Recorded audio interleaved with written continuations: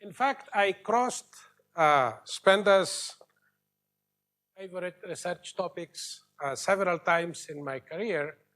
This was early on, around the same time that I was also working with Yanis Bakas on W infinity symmetries. This was early 90s. That was a topic that was interesting at the time. It's a topic also that came back to focus with the work of Rajesh and others much more recently.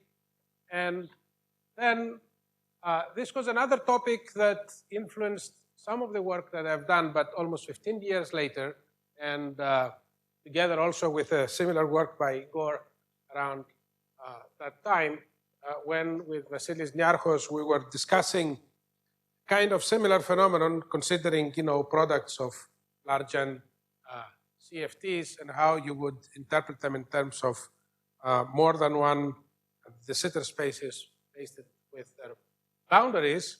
And then much more recently, it had to do with studies of hydrodynamics, and in particular non-relativistic hydrodynamics as they emerge from gravity in the context of ADS CFT. And the related interest that I had in this direction had to do with figuring out the hydrodynamics in Lifshitz invariant theories, which are scale invariant theories, which are non-relativistic. And in fact, that was a topic that people attempted to sort of make guesses about what the hydrodynamics has been. What we tried to do, in fact, is to really go ahead and use the ADS CFT correspondence to calculate, in fact, the hydrodynamics. That's what we have done very recently with Matsuo. And what, in fact, you find after appropriate definitions of variables, thermodynamics and others, is that eventually the fluid equations are given by non-relativistic hydrodynamics, but with Lifshitz constitutive laws, and the proper boundary geometry, in fact, in this context is Newton-Cartan geometry. And in fact, even in theories which have hyperscaling violation, this statement here remains true. All dependence of forcing, in fact, that appears when you do the calculations, eventually disappears if you use appropriate variables and if you introduce a chemical potential for the mass current. And in this case, the constitutive relation satisfies the appropriate word identities. But this is not the topic I would like to expand upon in my talk. In fact, I would like to say something about the relation of holography and what people call the quantum renormalization group. And this is based on ongoing work and recent published paper with colleagues from APC, and also based on earlier work on the holographic renormalization group. We all know that the Wilsonian renormalization group essentially puts some order in the space of quantum field theories because it gives local charge where you have fixed points, which are the scale invariant theories, and then local coordinates, which define the rest of the space, which contains the quantum field theories, and is controlled by first-order flow equations, which have the familiar form, where T is the usual log of the renormalization group scale. However, despite all the knowledge that we have about the quantum field theory renormalization group flows, and here I'm talking about the most symmetric case, which is unitary and relativistic quantum field theories, there are still parts that are not understood. For example, we do not know if the endpoints of generic RG flows in 4 dimensions are fixed points, or whether they include other more exotic possibilities like limit cycles or chaotic behavior. And this is correlated with the potential symmetry of the scale invariant theories, to what extent they are always conformally invariant or not. We know that in 2 dimensions, the answer to this question is yes. However, in 4 dimensions, so far, there are loopholes in attempts, in fact, to prove this. And there is also a Folk theorem in 2 dimensions that if the strong version of the C theorem works, which it's believed it does, then it is expected to exclude limit cycles and other exotic behavior from unitary relativistic quantum field theories. In 4 dimensions, we have the weak form of the A theorem that was proved recently, and we have a perturbative proof of the strong version of the A theorem. But there are subtleties. For example, one subtlety is that you could have limit cycles, but these limit cycles are associated to symmetries of fixed points, and they can be redefined away because they involve perturbations of the space of coupling constants. And another point that I should stress here is that the Folk theorem, which connects the strong version of the A or C theorem to the appearance of limit cycles, has important loopholes, as it was pointed out. If beta functions have branch singularities away from the UV fixed point, then limit cycles can be compatible with a strong version of the A or the C theorem. But of course, if this ever happens, it has to happen beyond perturbation theory.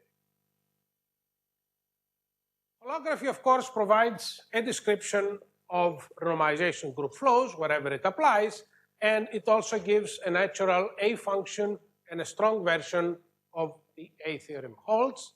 But as we all know, the relevant equations that are converted into the renormalization group equations are second order. And it is known, of course, for some time now that if you use the Hamilton-Jacobi formalism in holography, this eventually gives us first-order renormalization group equations. And this would imply that, at least conceptually, renormalization group flows from holography, in fact, are very similar to perturbative quantum field theory flows. Sung-Sik Lee has argued that if you try to project the renormalization group flow to single trace operators, as usually is required in holography, that could turn the RG equation, in fact, into a second-order equation. And he called this equation the quantum RG equation. This is a rough picture, in fact, of this, where you have multi-trace operators, single-trace operators, and then eventually you're supposed to project flows in this space to flows on this particular axis. And in theories, of course, which have a holographic dual, this type of description is expected to match the holographic RG description.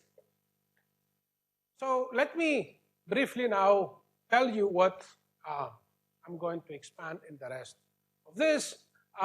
Basically, I will give a very brief review of how we see renormalization group flows in holography, and then I will try to argue that if you look more carefully into holographic examples, you can find flows that look rather exotic from what were used, and the 3 exotic examples I will be discussing are bouncing flows, that is, flows in which the beta function has branch cuts, skipping flows, that is, theories that where, in fact, the flow bypasses the next fixed point, and irrelevant wave flows, where the theory flows between 2 fixed points driven by the wave of an irrelevant operator.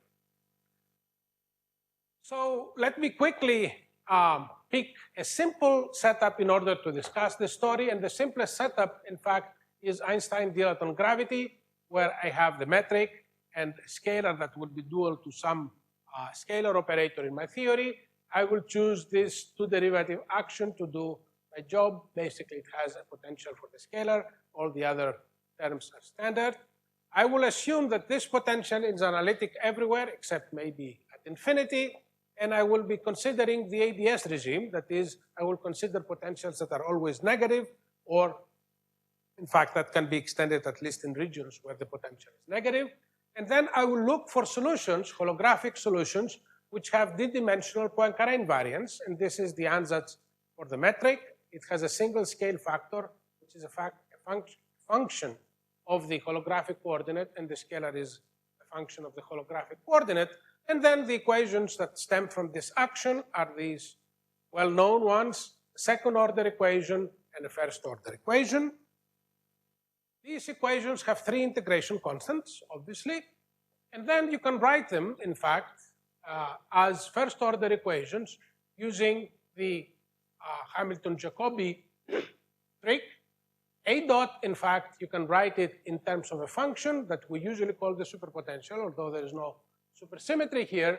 And then one of the 2 equations, this is a definition if you wish, one of the 2 equations implies that phi dot is W prime, where prime is derivative with respect to phi, And then the second equation that I showed you here, in fact, converts into an equation now that relates this function W, the superpotential, to the potential.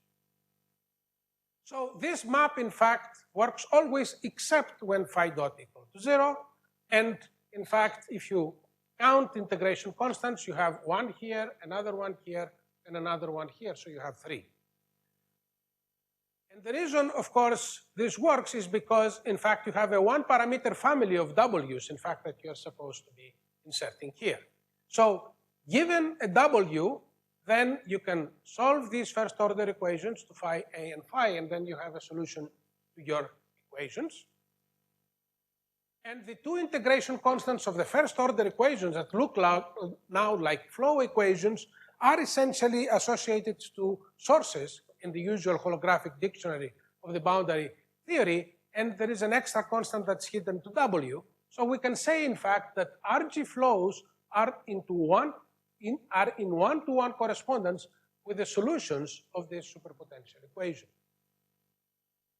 And now you can define the holographic beta function is the derivative of what you could call the coupling with the log of the energy scale, which is a scale factor, and this is basically the logarithmic derivative of the superpotential, which, of course, tells you what is the appropriate C function here. Of course, a single coupling case is trivial, but this works also in the multi-coupling case. So this is the standard story.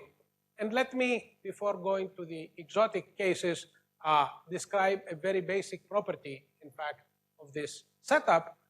There is a symmetry, in fact, which changes the sign of the holographic coordinate and W at the same time. And this allows us, in fact, to make the superpotential always positive.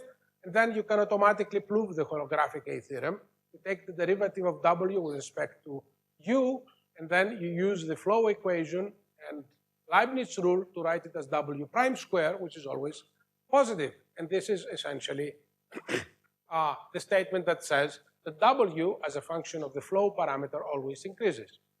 The other thing that you can observe from the superpotential equation written in this form is that W is always bigger or equal to the square root of minus the potential, and I call this function B because it constrains where the solutions for W can be.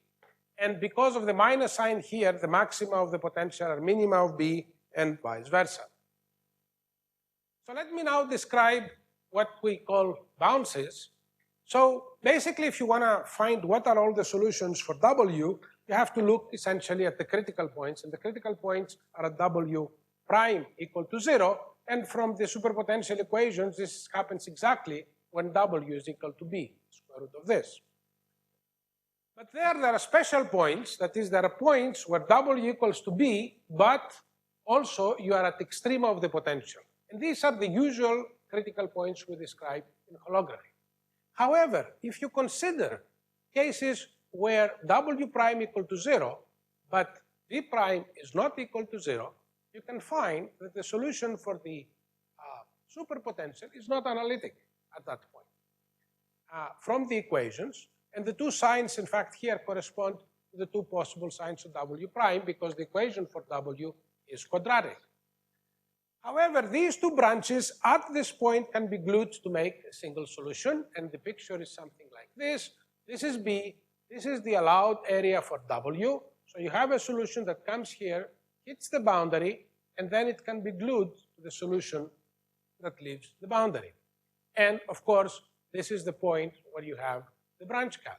And this is the similar picture, in fact, if you go on the other side.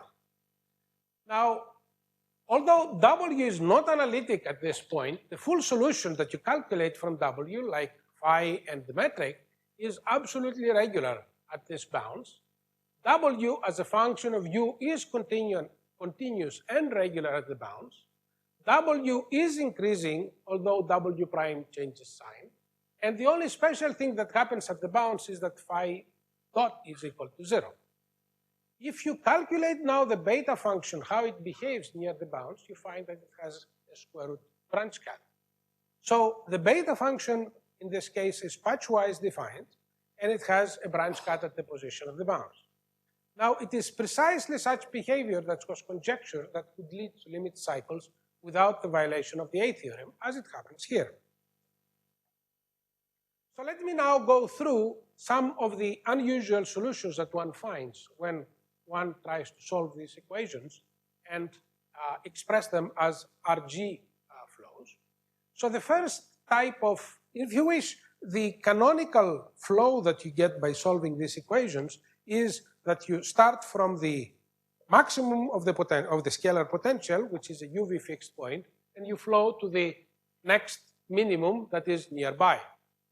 However, here you see a regular flow that starts from a maximum, from a minimum of the potential. This is a maximum of the B function, and flows to another minimum. So you can flow from a minimum to another minimum of the potential. There is a maximum in between that you bypass. And in fact, this is allowed, and you can find, in fact, regular solutions of this type. They don't exist generically. They exist for special potentials. And in fact, examples like this were known in cosmology.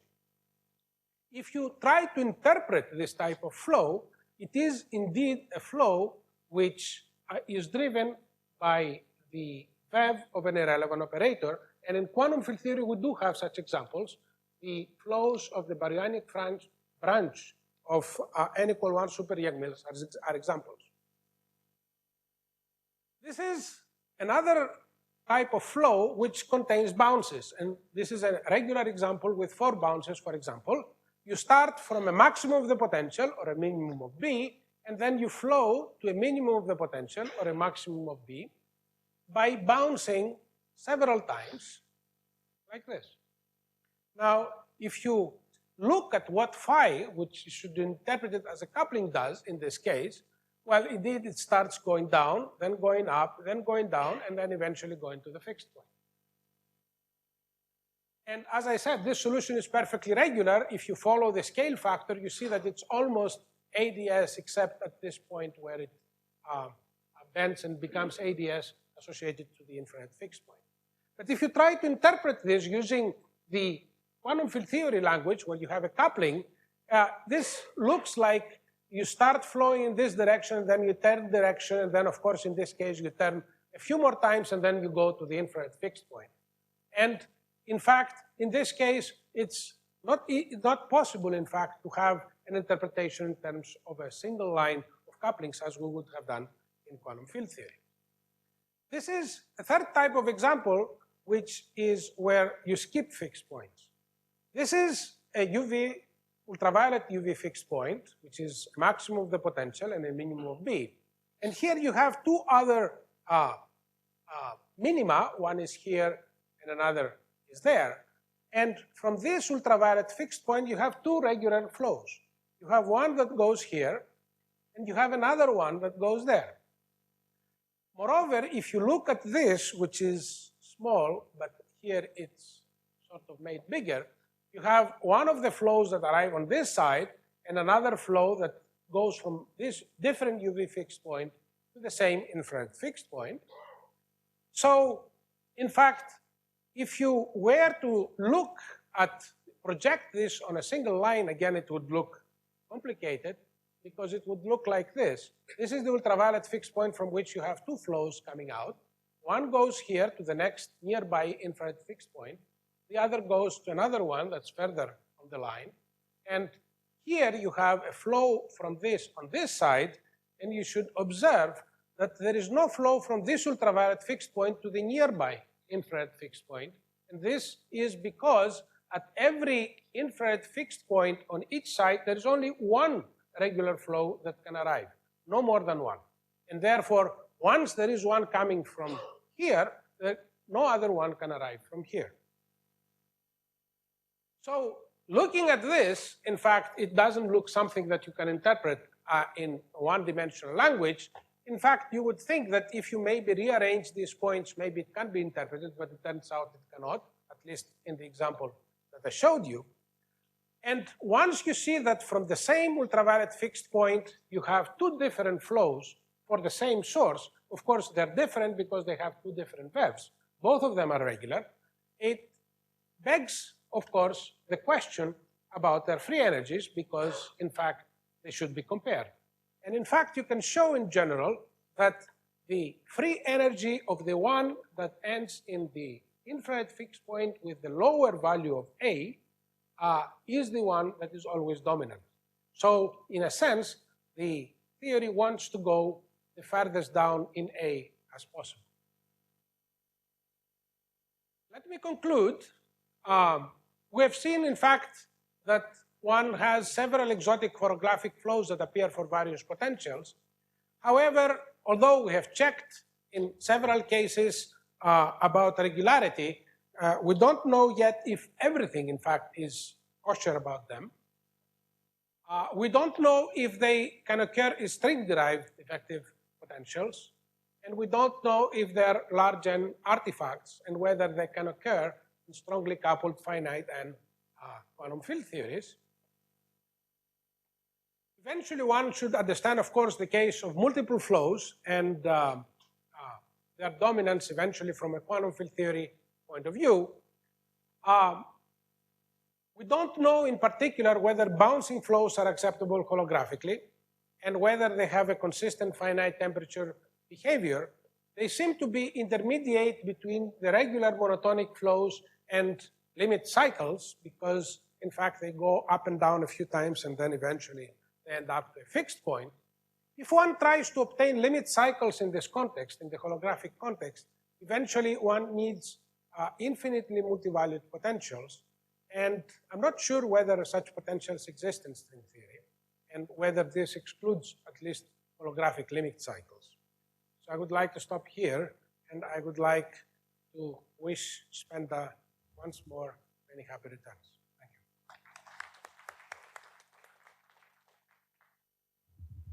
you. Yeah, these examples where you have a minimum, you mean minimum in all directions? Like this is one-dimensional, and therefore... So you pick one dimension. That's right. Yeah, because if it's minimum in all directions, that means that all mass squared is positive, so the CFT has no relevant operators, right? Yeah, usually in Sugra examples, right, they're sort of saddle points, and they tend to be like maxima in some directions because you want negative mass squared corresponding to relevant. Here, for example, since they are minima, all mass squares are positive. And yeah, that means that the CFT has no relevant operators at all. That's right. Which is hard to achieve, right? We know examples, of course, in 2 dimensions, and in fact, I think it was claimed that there are examples also in 4 dimensions. This is what people call dead-end right, dead-end CFTs. But this is not important because you can always, even if you have several other dimensions, you can tune, of course. You pick some direction where you see along some direction. So in principle, it can happen even in generic samples. Okay, thank you. So this is a question about the first few transparencies, your general, your suggestion that branch cuts and beta functions could allow limit cycles. I wanted to understand what that would mean that the beta functions were not functions, meaning you could not, just by knowing where you are in the space of couplings, you would not know what the beta function was.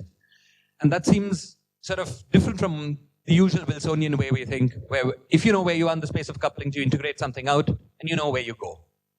So I was wondering how it could be consistent for beta functions to have branch cuts.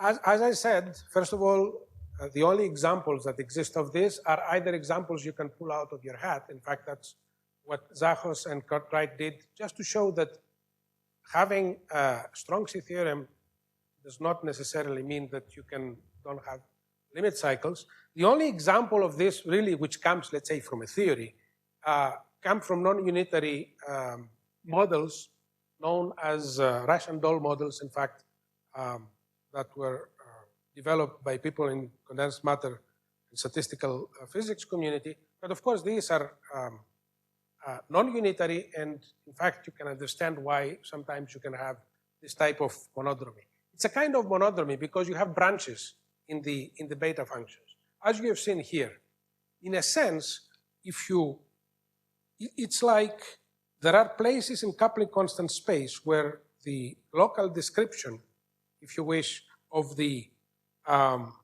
flow, it's like having a wall in between, and you have 2 different areas. It's difficult to say what in quantum field theory would generate that, but since this happens as strong coupling, I don't have any good intuition in this. As you've seen, it can happen in holographic examples. There is some intuition why it can happen in holographic examples and maybe cannot happen once you have finite n. Because remember that you are integrating out, in a sense, the multitrace operators. And you can imagine, because what this is telling you is you are going to a place where beta function vanishes, but you don't stop there.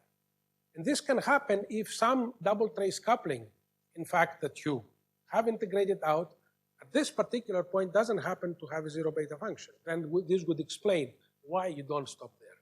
So you can make sort of hand-waving examples of this type, but I think this needs to be understood better. That's one possibility, but what can I say?